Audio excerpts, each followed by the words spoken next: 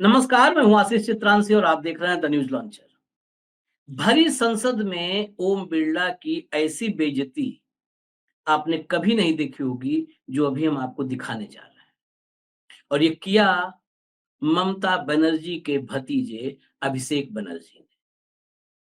ओम बिरला का आचरण जो सदन में है, हालांकि स्पीकर के आचरण पर सवाल उठाना इस देश में गुनाह माना जा सकता है, लेकिन उनका आचरण जो रहा है उस पर विपक्ष के नेता बार-बार हैरान, परेशान होते रहे हैं, चिट्ठियाँ लिखते रहते हैं, गुहार लगाते रहते हैं, हाथ जोड़ते रहते हैं, फरियाद करते रहते हैं, लेकिन आखिर में होता है नो, नो, नो, नो। अभी जो वक्फ बिल पर 2 दिन की बहस चली, 1 दिन लोकसभा में, 1 दिन राज्यसभा, उसमें भी लोकसभा में बहस चल रही थी, तो ओम बिरला जिस भी सत्ता पक्ष के सदस्य को बोलना हो, जब बोलना हो, वहां पर कोई अड़चन नहीं। विपक्ष का नेता बोले तो बहुत सारी अड़चन है। राहुल गांधी, प्रियंका गांधी के साथ उन्होंने थोड़ा-सा वात्सल्य जो होता है, अपने पारिवारिक भाई-बहन का प्यार, दुलार, थोड़ा-सा वो कर दिया। हमने आपको क्लिप दिखाई थी मोदी जी का कैसे टपली मारते हुए महिला सांसद के सर पे। उनका भी भाव जो है पिता के समान हो सकता है रहा हो। लेकिन उसमें आपत्ति नहीं है। राहुल को बोलने का मौका नहीं दिया। राहुल गांधी ने इस मामले को उठाया पुरजोर तरीके से कि संसद में हमें बोलने का मौका नहीं दिया। लेकिन कई बार संसद में कई बार विपक्ष के सांसद भाषण में बोलते भी हैं कि जो है स्पीकर साहब कम से कम पक्षपात मत करिए, हमें भी ध्यान दीजिए, हमारे ऊपर भी ध्यान दीजिए। वैसे भी स्पीकर का काम होता है कि विपक्ष को वो ज़्यादा मौका दे। सत्ता पक्ष तो वैसे ही सत्ता में है, उसके पास ताकत है। वो विपक्ष के अभिभावक के रूप में ज़्यादा नज़र आना चाहिए। इसी चेयर पर भाजपा के भी लोगों को हमने देखा है। सुमित्रा महाजन को हमने देखा है।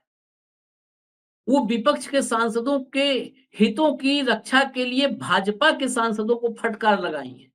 अपने चैम्बर में उन्होंने बुलाया है, ऐसा भी हुआ है। लेकिन बिरला साहब, मुझे लगता है हो सकता है कुछ वक़्त के बाद ये कार्यकाल पूरा होते-होते सबसे लंबे समय तक स्पीकर रहने का रिकॉर्ड उनके नाम से ही दर्ज हो जाए और आगे भी न टूटे। ऐसा रिकॉर्ड जो आगे भी न टूटे। पूरा एक कार्यकाल स्पीकर रहे। दूसरे कार्यकाल में भी मोदी जी को उनसे बेहतर कोई नज़र नहीं आया और मोदी और शाह की राजनीति के लिहाज से उनसे बेहतर कोई हो भी नहीं सकता है। उनसे बेहतर नहीं हो सकता है, क्योंकि आवाज़ किसकी आनी चाहिए, किसकी नहीं आनी चाहिए, ये इस दौर में बहुत महत्वपूर्ण है। खुद अपने ही बातों में कंट्राडिक्शन रहा है।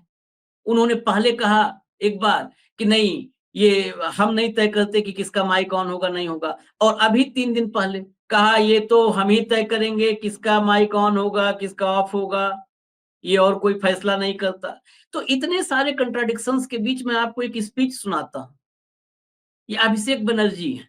अभिषेक बनर्जी की स्पीच सुनिए, कंट्रोल रूम ज़रा सुना दीजिए। बस आज ये क्यों सुना रहा हूँ उसकी वजह बता दूँ। ये अभी का नहीं है, मैं क्लियर कर दूँ। ये फाइल बाइट है। ये पुराना संसद के पुराने जो है रिकॉर्ड्स में से निकाली हुई बाइट है। लेकिन ये बाइट क्या, स्पीच आप कह लें, ये स्पीच।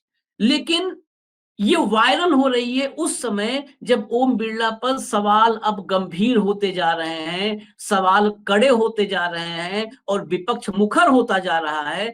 उस वक्त अभिषेक बनर्जी, इस वीडियो में आपको थोड़ा युवा भी ज्यादा नजर आ रहे होंगे। अभिषेक बनर्जी की स्पीच ये अब वायरल बहुत हो रही है और इस समय शायद सबसे प्रासंगिक भी नजर आ रही है। जरा ये सुनिए, केवल मैं फिर क्लियर कर दूं, ये ताजा जो है स्पीच नहीं है, ये पुरानी है, लेकिन इस दौर में एकाएक ये वायरल होने लगी। फिर रिकॉर्ड से जो हमें मिला सोशल मीडिया से, हमने सोचा कि आप तक पहुंचा दें, क्योंकि ये वो बाइट है, स्पीच है जिसमें ओम बिरला की ऐतिहासिक बेइज्जती हुई है। खुल करके बोला है अभिषेक बनर्जी ने। शायद वो ममता बनर्जी वाले, ममता दीदी वाले गुण इनमें नजर आ रहे हैं कि वो बिना डरे हुए, बिना रुके हुए बोलते चले गए हैं। प्ले कर दीजिए। इस पे आरोप लगा रहा, मैं पढ़ के बोल रहा हूँ। पीएम टेलीप्रॉम्प्टर से बोलते हैं सर, प्राइम मिनिस्टर टेलीप्रॉम्प्टर से बोलते हैं सर। व्हाइट पेपर मांग रहे हैं, चिल्ला रहे हैं इनके पास कागज नहीं है और पूरा देश से कागज मांग रहा है सीए का नाम पे। ये बीजेपी है। ये जो बोल्ड है, मैं बोल रहा हूँ बीजेपी से, मैं जो सवाल यहाँ पे पूछ रहा हूँ इनसे कि मिनिस्टर को जो जवाब देना है, इनमें से कोई भी अगर जवाब देना चाहता है, कोई भी मीडिया चैनल चूज कर ले, मुझे टाइम बता दे, मैं आ जाऊंगा। एक हाथ लग। आप मुझे डायरेक्शन नहीं दे सकते। कोई 60 साल पहले जवाहरलाल नेहरू का बात करेगा, दूसरे नेताओं का बात करेगा, तब आप कुछ नहीं बोलेंगे। सब बोलते मैं हैं। 5 साल पहले का डिमोनेटाइजेशन का बात सब बोलते करूंगा तो आप कहेंगे भाई वर्तमान इशू पे बोलिए। बजट सर पे। ये बजट पे। पक्षपात नहीं चलेगा सर। बजट पे मैं बजट पे ही बोल रहा हूँ। 50 साल पुराने इमरजेंसी का बात कर रहा था, तब आप चुप थे, बोलिए। और अब मैं डिमोनेटाइजेशन का बात कर रहा हूँ, आपको चुप रहे। वाह वाह सर वाह। बोलिए अपनी बात पे। BJP doesn't have. The Honorable Prime Minister is on borrowed time. You all are on borrowed time. Mark my words. And I would like to end by saying, थोड़ा सब्र रखिए और कुर्सी का पीटी बांध लीजिए, मौसम बिगड़ने वाला है। Sir, demonetization. In November 2016, the Union government demonetized 500 rupees and 1000 rupees currency notes. Ostensibly, क्या? आप no, You don't know that the demonetization was done in 2016.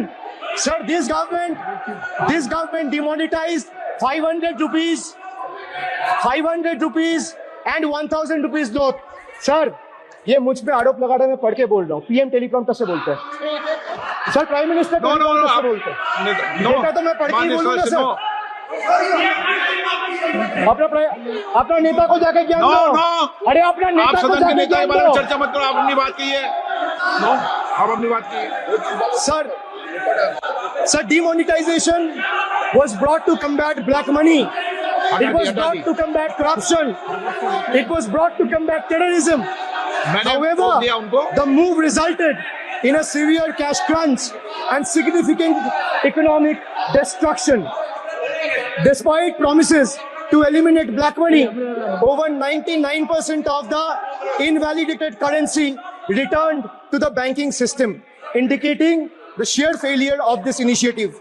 So shockingly, counterfeit notes increased by 10.7% in 22, with fake 500 rupees note rising to 16 के बाद तो 19 में 101.93% चुनाव हो गए। and 2000 rupees note by 54%. Sadly, 130 fellow Indians lost their lives due to heat and the strain of standing in long queues, falling victim to this eccentric decision. That's why we say E for eccentric. Now I come to the last letter. Sir, T.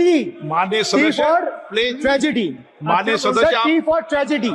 माननीय सदस्य, आप वर्तमान budget पे बोले। 2016 के बाद तो 2019 sir मैं जवाहरलाल नेहरू के बाद तो लोग बोलेगा। सर जवाहरलाल नेहरू के बाद तो लोग बोलेगा। कोई 60 साल पहले जवाहरलाल नेहरू का बात करेगा, दूसरे नेताओं का बात करेगा, तब आप कुछ नहीं बोलेंगे। सब बोलते मैं हैं। 5 साल पहले का डिमोनेटाइजेशन का बात सब बोलते करूंगा तो आप कहेंगे भाई वर्तमान इशू पे बोलिए। बजट सर पे। ये बजट पे। पक्षपात नहीं चलेगा सर। बजट पे मैं बजट पे ही बोल रहा हूँ। जब विप्लव देव बोल रहा था, तब 100 साल पुराना बात कर रहा था, 50 साल पुराने इमरजेंसी का बात कर रहा था, तब आप चुप थे, बोलिए। और अब मैं डिमोनेटाइजेशन का बात कर रहा हूँ, आपको चुप रहे। वाह सर वाह। आप बोलिए अपनी बात पे। D for tragedy, and this is the tragedy. The example you all set in the house. This is why I say T for tragedy. Let me put this on record.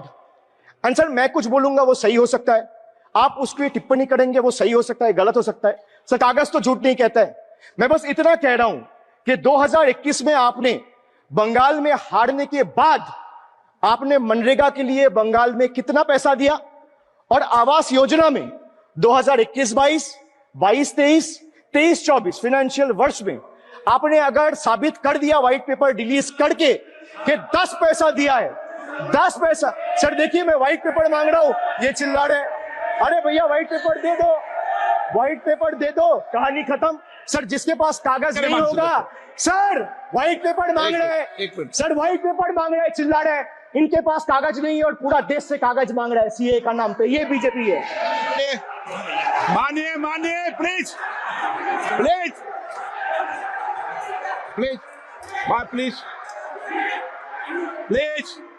Kalyan ji please. आपके सदस्य बोल रहे हैं। आपके सदस्य बोल रहे please. एक चीज सर, मैं एक चीज स्पष्ट कर देता हूँ सर। चेयरमैन सर ने बोला जो इस सदन की मेंबर नहीं है, एक मिनट, सदस्य नहीं है। एक मिनट सर एक बार सुन हाँ लीजिए। एक मिनट प्लीज, माननीय सदस्य आप भी बैठ जाए। एक मिनट, माननीय सदस्यगण, हमें ये प्रयास करना चाहिए कि जो इस सदन का सदस्य नहीं हो उसके बारे में टिप्पणी नहीं करे, सभी लोग इसकी पालन करने का प्रयास करें। सर मैं एक बोल दिया ना सबको, बोल दिया। सर आप हम लोग तो बोलते हैं, बीजेपी लोग जब करते हैं हम लोग कुछ नहीं बोलते। क्यों नहीं? क्यों नहीं? आप उनको नहीं बोलने देना चाहते, आप उनको डिस्टर्बेंस कर रहे हैं। प्लीज अभिषेक जी एक मिनट, अभिषेक जी एक मिनट। मैंने सभी माननीय सदस्यों को, आप डायरेक्शन देंगे क्या मुझे? नो, प्लीज बैठिए। चलिए, नो के साथ, लेकिन पूरे में खुल करके ये नो चला नहीं, सब कुछ बोला। पक्षपात नहीं चलेगा, आप सत्ता पक्ष को बुलवाएंगे। ये स्पीच आज की तारीख में सबसे वायरल हुई है। इस पूरे वक्फ संशोधन बिल के दरमियान 2 दिन की चर्चा में बाकी स्पीचेस जितनी वायरल हुई उससे ज्यादा इसको देखा जा रहा है, इसीलिए फाइल से हमने निकाला और आप तक पहुंचाया। मुझे इजाजत दीजिए, न्यूज लॉन्चर आप देखते रहिए। नमस्कार।